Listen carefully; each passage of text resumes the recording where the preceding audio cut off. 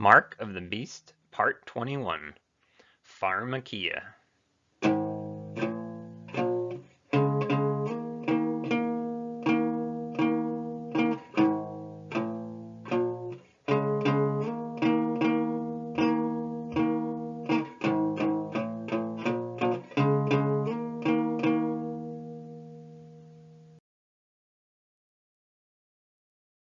In his science fiction blockbuster book about social engineering entitled The Foundation Series, Isaac Asimov says, "Never let your sense of morals prevent you from doing what is right." In a way, this quote sums up our Mark of the Beast series nicely. It answers the question we ask, which is, how? How could they enact such a cruel scenario as the Mark of the Beast? How could there ever be such a group of people that gets in a position of power to say that you cannot buy or sell unless you have a mark? And how are the rest of the people going to go along with such an agenda that involves killing people that do not obey? We need to look no further than the Milgram shock experiment to find the answer to this question. The experiment, which you can watch on video on YouTube, proved that normal, average, everyday people will follow orders to shock other people to death as long as they are given those orders by trusted authorities in white lab coats who accept all responsibilities for the participants' actions. In this chapter, we hope to show that the white lab-coated trusted authorities are now conducting a worldwide Milgram experiment.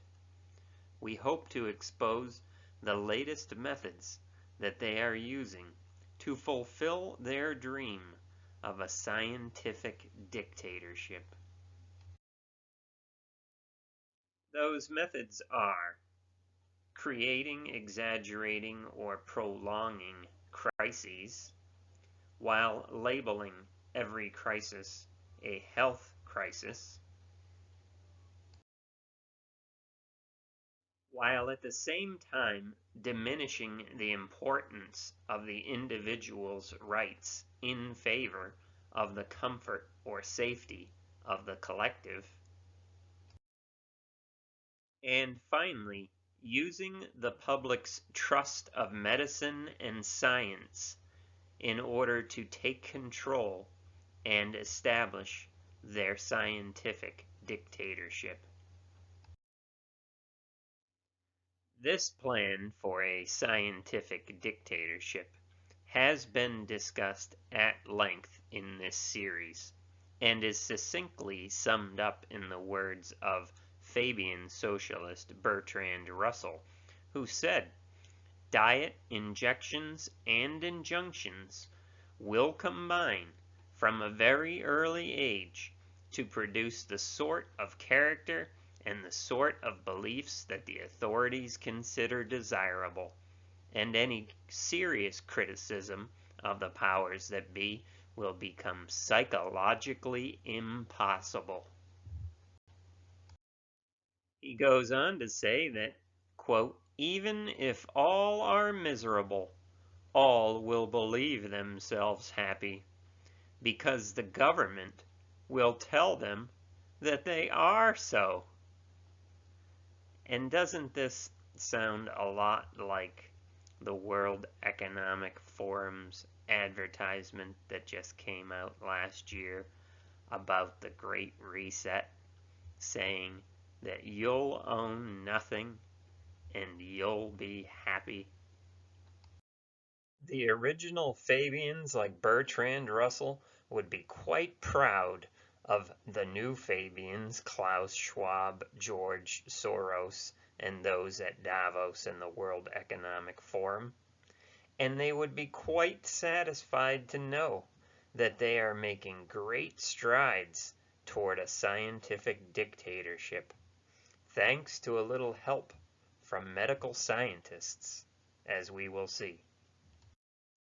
Throughout this series, we have not shied away from naming the parties who are responsible for setting up the image of the beast, those pushing the New World religion, the Fabian Society, the World Economic Forum, the Council on Foreign Relations, and the United Nations. Now we point to the World Health Organization, who has become a scientific dictator overnight, controlling what people can and can't say, eclipsing the First Amendment right, and pulling the strings of every government across the world. Those who are pushing a one-world government have used the World Health Organization to take full advantage of the latest crisis. And we know that they love crises, whether real, manufactured, or just exaggerated. Progressives everywhere have been known to say things like, quote, "You never let a serious crisis go to waste." And what I mean by that? It's an opportunity to do things you think you could not do before. And they are doing all kinds of things now that they could not have dreamed of doing before. Thanks to their biggest funder, Bill Gates, the WHO is streamlining big pharma through big government and combining the two with big banking, all under the protection of big tech and big media. Technocracy is moving in with mandatory smartphones, track and trace technology, digital currency, and social equity and environmental communism. And technocracy is moving in thanks to the United Nations and World Health Organization in the creation of a belief that healthcare is the biggest and most expensive concern of our age. Healthcare is everything all the time, and everything has to do with health. For the United Nations Agenda 2030 Sustainable Development Goals, if the problem is poverty, it is a health crisis, and the answer is socialism. If the problem is hunger, it is a health crisis, and the answer is a global tax. If the problem is gun violence, it's a health crisis, and the answer is no more guns. If the problem is police violence or racism, it is a health crisis, and the answer is a Capitol Police force and a Blue Helmet International Court. If the problem is pollution, it is a health crisis, or climate change, it is a health crisis. And the solution is a green police force and a meticulous doling out of an energy allowance. As we see, the Agenda 2030 goals of sustainability are really the same goals of the Fabian socialists, to establish a scientific dictatorship. And a key tool that will be used to allow doctors and scientists to run the world is injections. There's diet, control of food. Think about Bill Gates and Bayer Monsanto. There's injunctions, control of the courts.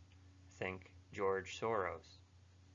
And controlling people's health through mandatory injections. And they have hundreds of future injections in development, waiting for FDA approval and ready to mandate. Injections for Alzheimer's and cancer and HIV and malaria, juvenile diabetes and celiac disease, and even behavioral modification vaccines, like for anti-addiction. We will all soon be like the children of this country, who currently get 72 shots before they are 18 years old, not including the latest COVID shots. The insistence of the beast or the government that everyone, everywhere, across the entire globe put 100% of their faith and trust in science should be a sign to religious people everywhere that the last chapters of Revelation are finally here. Revelation says about the time in the end, right before Jesus returns, that the nations will come together. These have one mind, and shall give their power and strength unto the beast. In addition to the nations coming together as one world, we also know that this one world will insist on one religion.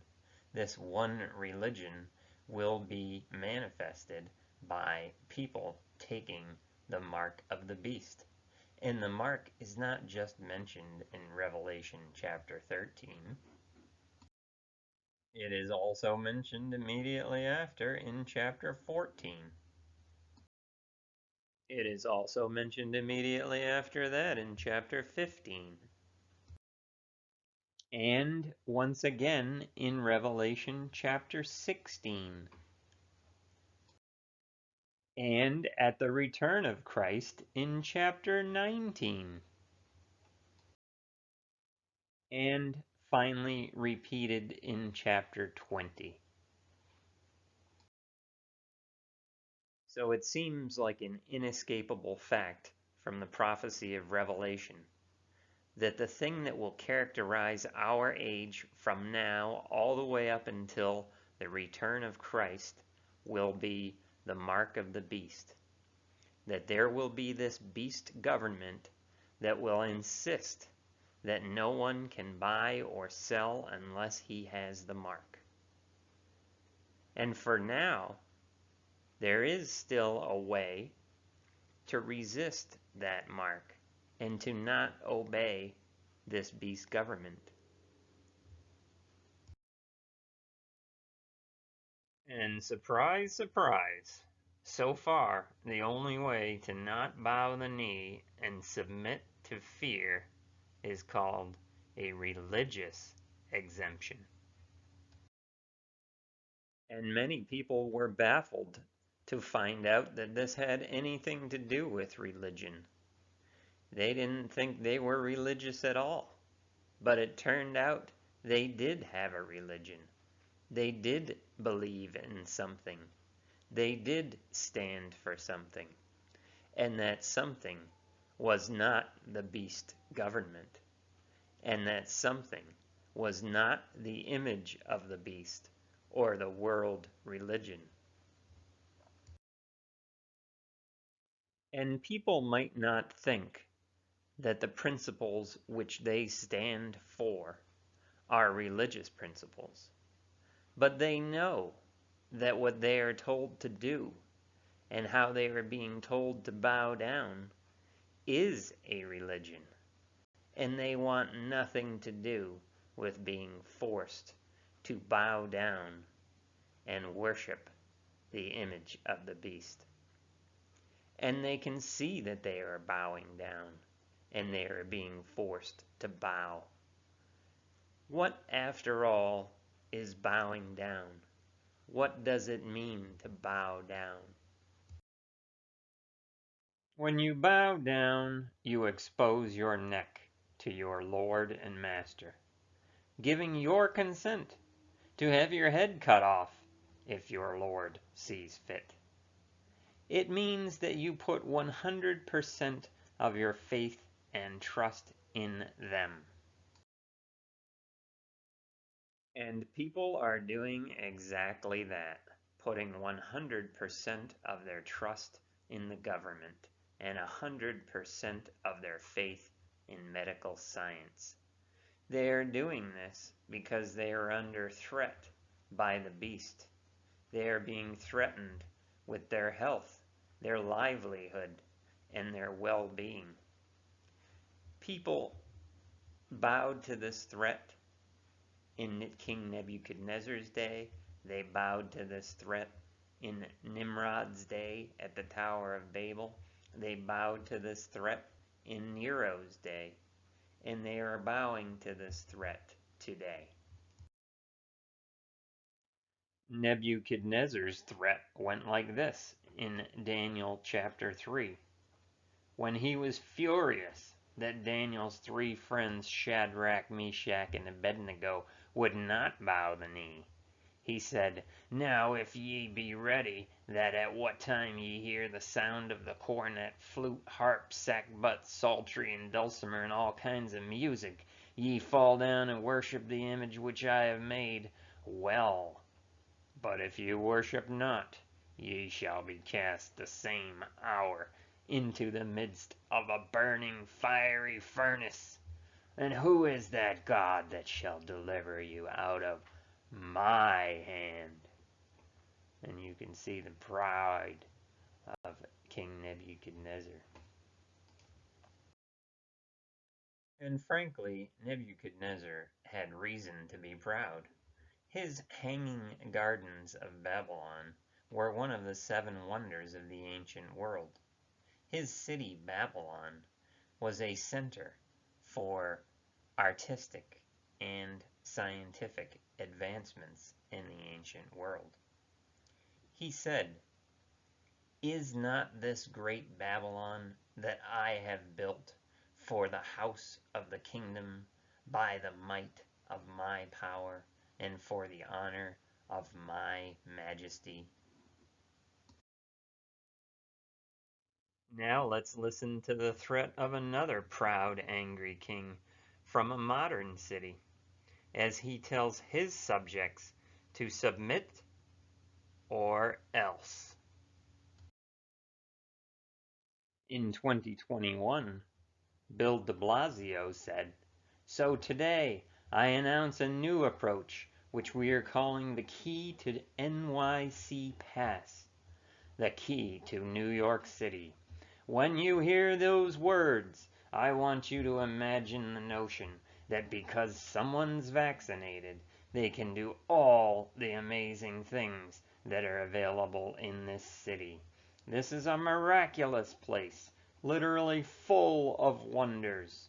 And if you're vaccinated, all that's going to open up to you. You'll have the key.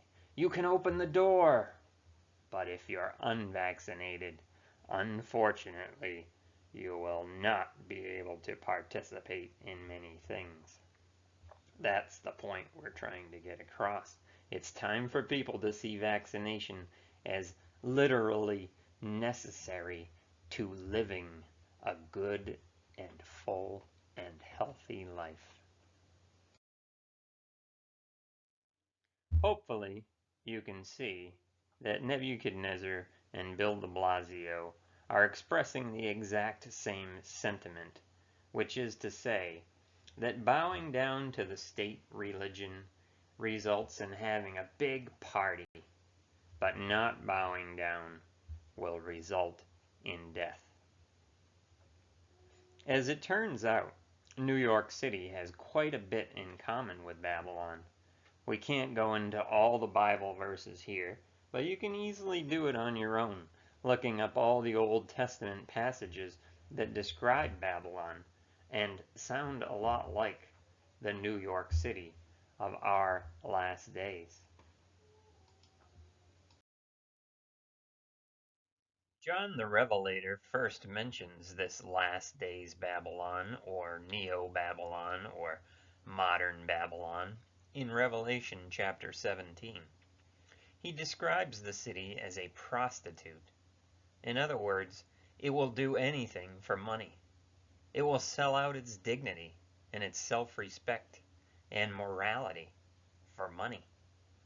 As we will see, the almighty dollar is the idol that she pushes around the world, and that idol makes the world go round.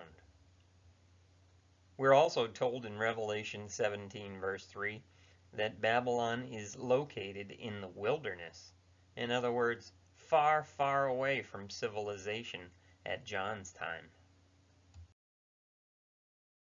In Revelation chapter 18 verse 18, we learn that modern-day Babylon is a city, that great city, which reigneth over the kings of the earth. In chapter 17 verse 1, we learn that she sitteth upon many waters. And in chapter 18 verse 15, we learn that the waters symbolize a diversity of peoples, multitudes, nations, and tongues. These hints in chapter 17 and 18 really bring to mind the Statue of Liberty sitting on literal waters, and the idea of New York City being the melting pot of the world. When we quickly scan through chapter 18 of Revelation, called the Fall of Babylon, we immediately see a theme jump out at us, and that is the theme of trade and wealth and decadence. Babylon the Great, it says, had merchants that waxed rich through the abundance of her delicacies. Verse 7, they lived deliciously. Verse 9, the kings of the earth committed fornication and lived deliciously with her, the great city Babylon. And merchants of the earth wept over her, those who had merchandise of gold and silver and everything under the sun, including humans. The merchants of these things were made rich by her. And it says, every shipmaster, all the company in ships, and sailors, and as many that trade by the sea, were in that great city, wherein were made rich all that had ships in the sea.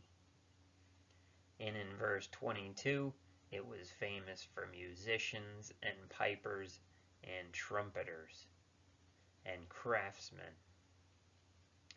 It says that Babylon's merchants were the great men of the earth, and by their sorceries were all nations deceived. So it is reasonable to conclude that Neo-Babylon, described in Revelation as the trading capital of the world, is New York City, and the Wall Street system of greed that New York City represents. The golden calf is now merely the bronze bull. Revelation 18 also tells us that Babylon is where God's people are living in the last days. And New York City is certainly a power center for Jews and Christians. But God's people are warned. We're all warned, in a matter of fact, to remove ourselves from that Babylon system of selfishness and greed. It says, come out of her, my people, so that you will not share in her sins, so that you will not receive any of her plagues. The judgment on Babylon is surely describing a stock market crash. It says that in one day, the rich, the kings, the merchants, the investors will lose it all. In fact, it says that it will happen in 1 hour. All the ships will stop. It says that the city will go deathly quiet. This prediction of this happening in 1 hour would have been unimaginable at any other point in history, but it makes a lot of sense today. Perhaps we need to diversify and get out of Babylon before it crashes. We know the economy is already hanging by a string. We have made a good argument that this once rich, proud country is being bankrupted on purpose, using Cloward and Piven textbook strategies, voodoo economics, and repo markets. And we described the big lie, which is the false god money, in Mark of the Beast, Part 10. But Revelation 18 actually tells us at the end who the name of the straw is that finally breaks the camel's back. It says in verse 23, "The voice of the bridegroom and of the bride shall be heard no more at all in thee, for thy merchants were the great men of the earth, for, or because, by thy sorceries were all nations deceived." So this whole thing happened for, or because, of the sorcery. Now what is Revelation talking about? This becomes an amazing revelation once we learn what sorcery is actually referring to. We might have a cartoon fantasy come to mind when we hear that word, but the sorcery spoken of here is the essence of what our Mark of the Beast series is all about. The original Greek word for that English word translated sorcery or sorceries is pharmakeia. We might recognize the word pharmacy in that word pharmakeia. But pharmakeia means to drug or poison. The sorcerers in Greek, the sorcerers in the Roman Empire, were druggists or poisoners. A pharmaco, or pharmacist, or druggist, during the time that John wrote Revelation, was someone who provided chemicals for one of two reasons: poison potions to achieve abortions, and psychedelic drugs for prophets and seers and oracles to get smashed out of their minds and get messages from the gods. Readers in John's day would have had a very difficult time trying to figure out what John meant. Surely these poisoners could not have such an influence on the world to the extent that their errors and their mistakes would crash an entire economy and bring down an entire nation's system.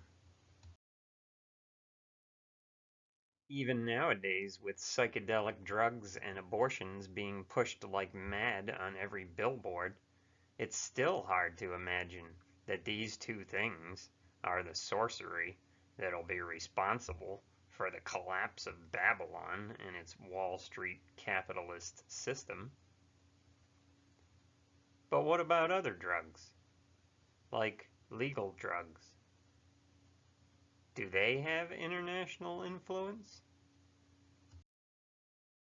When we include legal drugs or prescription drugs into our identification of the pharmacos, the picture becomes much clearer. You see, John is not talking about the pharma of his day, the abortionist poisoners and the dope dealers. He is giving a prophecy of our day, which no one in history could possibly understand except for us.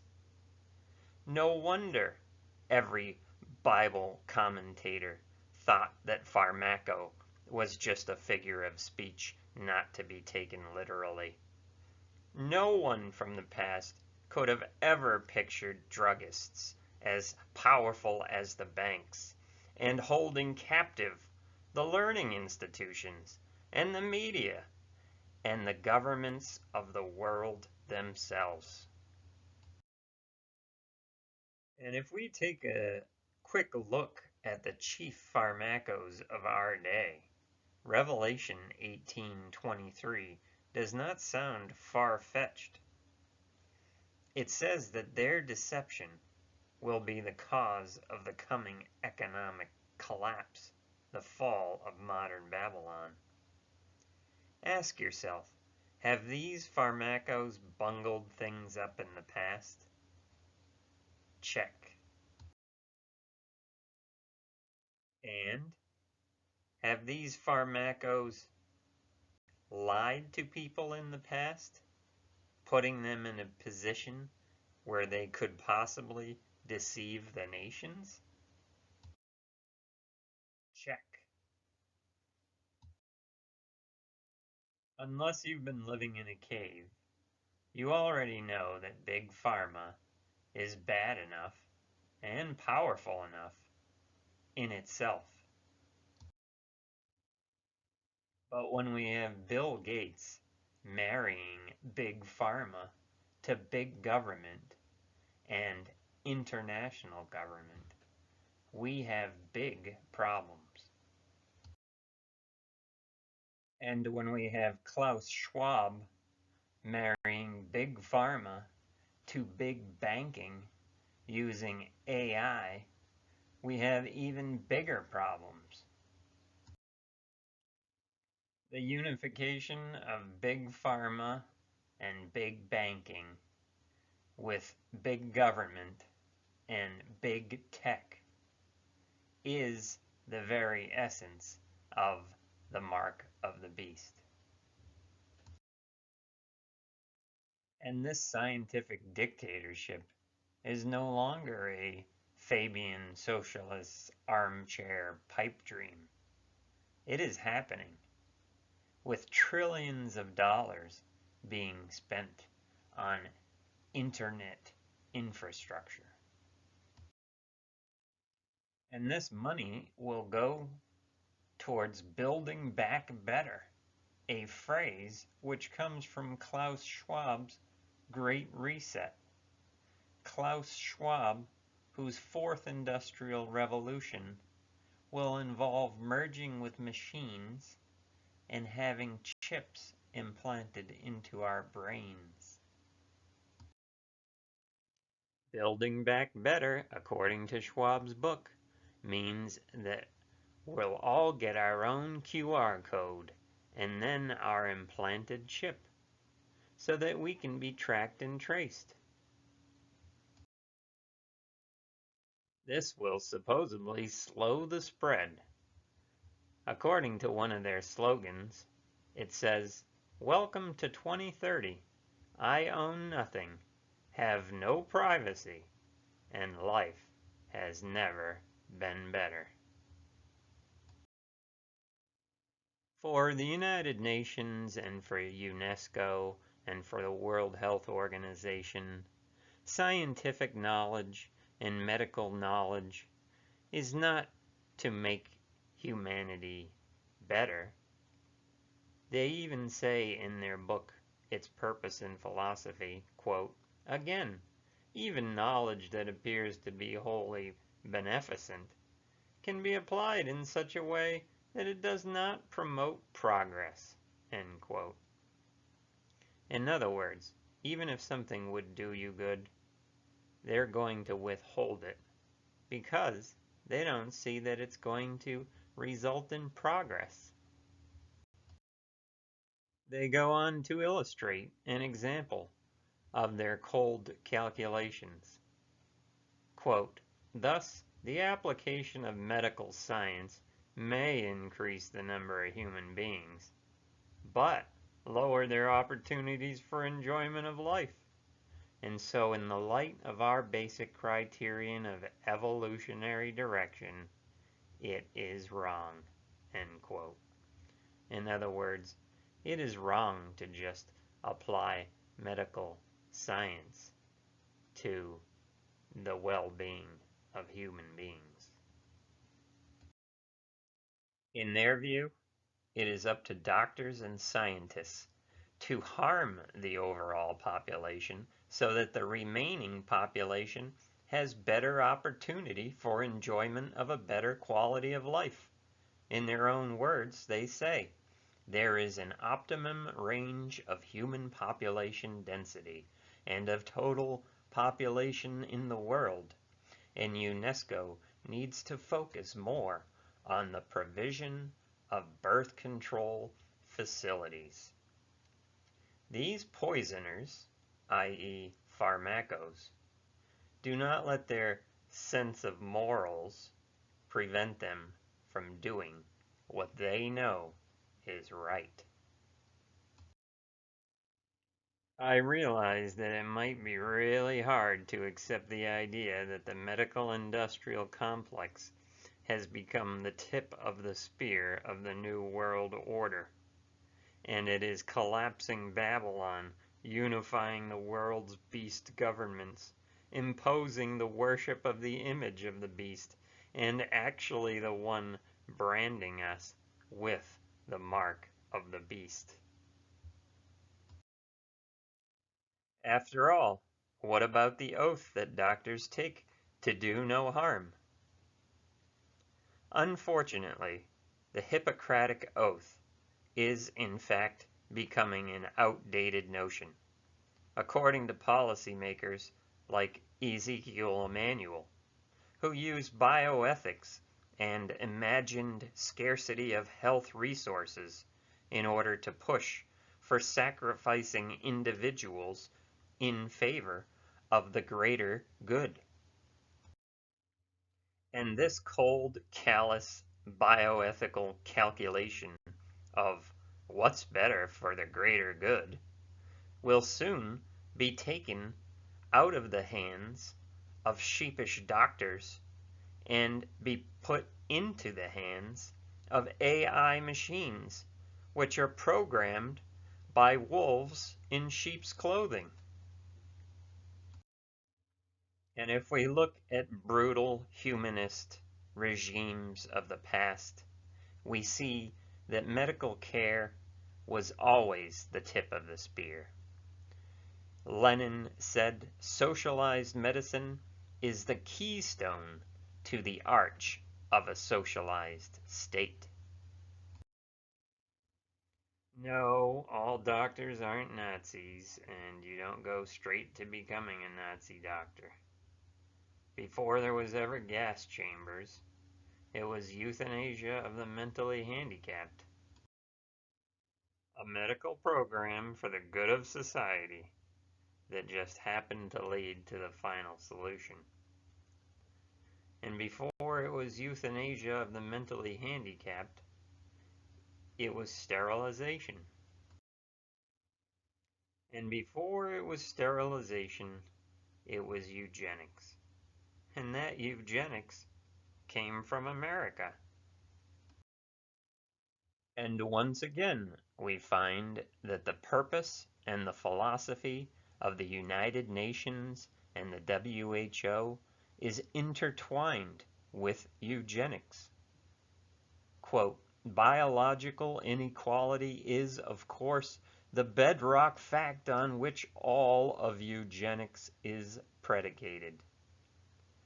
They go on to say that primitive people, quote, could certainly be improved further by deliberate eugenic measures if we consciously set ourselves to improve them. And that eugenic dream never disappeared. It is alive and well today in the form of transhumanism and genetic engineering.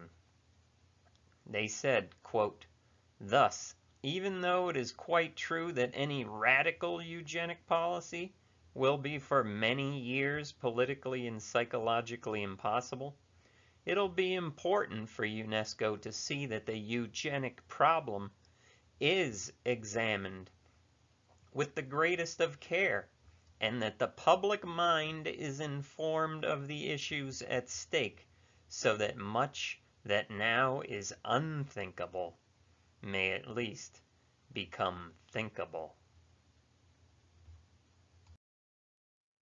Whether we realize it or not, eugenics, transhumanism, and the belief in evolution are the driving forces behind mandatory injections.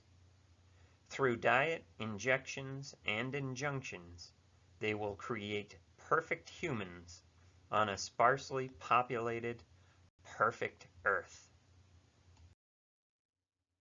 We have covered these topics many times in this series. The point we want to raise is that they did it in the past, and they're doing it again. American eugenics, German eugenics, sterilization, and state euthanasia all came from white-coated scientists and white-coated doctors. It seems fitting, then, that the final solution in our day, too, is coming from the same hijacked group of Milgram experiment sheep and wolves in sheep's clothing. As plagues come upon the earth and as persecution grows, and we become tempted to make fear our God and submission our religion, we should remember the words of Benjamin Franklin, who said, "People willing to trade their freedom for temporary security deserve neither, and will lose both."